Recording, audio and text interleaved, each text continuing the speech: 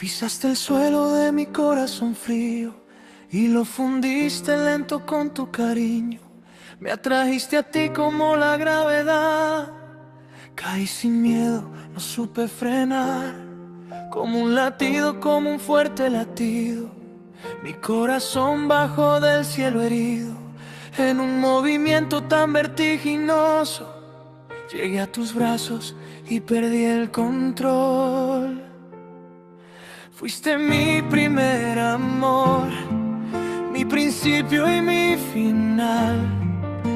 La historia que aún me duele cuando intento olvidar.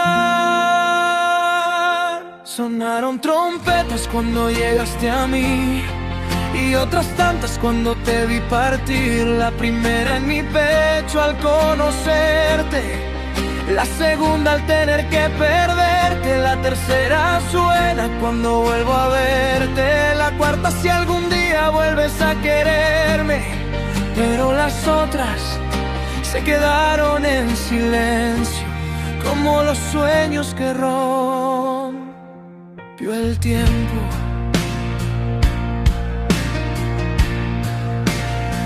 Yo le apuntaba al cielo, decía nombres de estrellas que creí eternas. Entonces tú me contabas historias de luz que yo jamás había oído antes de tú. Tu piel brillaba más que la luna, tus ojos eran un cielo sin dudas, más profundos que el agua al caer, más oscuros que la noche al volver. Absurdo en mis pensamientos, perdido en tu contemplación. Fui creyente de un para siempre que no sobrevivió al adiós.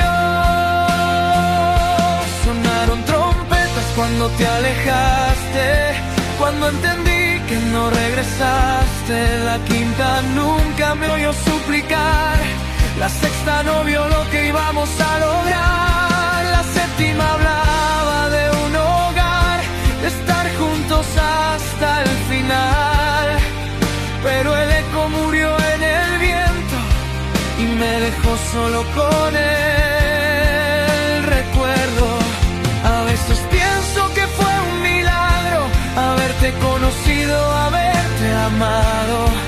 Otras creo que fue una prueba cruel para aprender a perder también.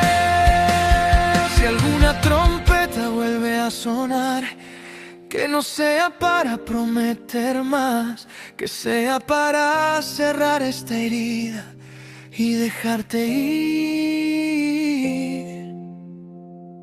aunque duela la vida.